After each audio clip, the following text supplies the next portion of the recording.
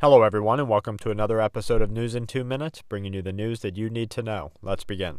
Following widespread cases of both the bubonic and highly contagious and often deadly pneumonic plague that struck Madagascar in late December, previously unreported cases of pneumonic plague which has a mortality rating of up to 95% and untreated victims have been reported in Peru. International health officials are warning residents and travelers that pneumonic plague can spread easily throughout small towns and villages, where it is contracted through the inhalation of aerosolized plague bacteria, and that if it is left unchecked, could be the cause of a global health scare and international condition. In other health news, Taiwan has issued a travel alert for the most populated city in China after officials in Shanghai confirmed a new case of the H7N9 variation of the avian flu. Chinese health officials are continuing to urge the public to be cautious of the multiple variations of the avian flu that have crossed the species barrier, which made them able to infect humans, and warn that anyone suspected of contracting the disease should seek medical attention and antiviral medication immediately.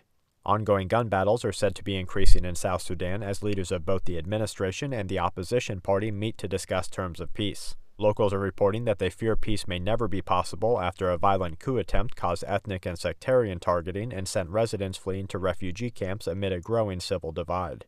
NOAA forecasters are reporting that the chance for strong solar flaring is heightened today, as researchers confirmed that a slow-erupting M4.0 solar flare erupted around the sunspots 1943 and 1944 and was witnessed in conjunction with a radio burst.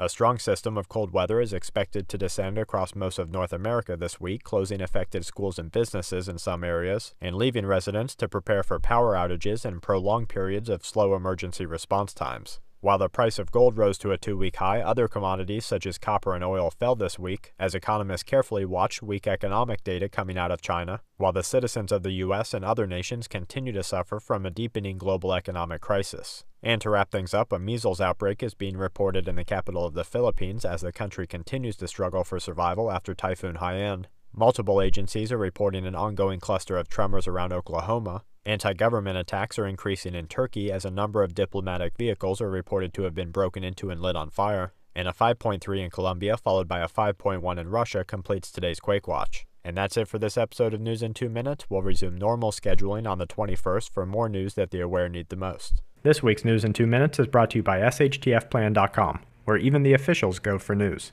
and SQmetals.com for all your precious metal needs.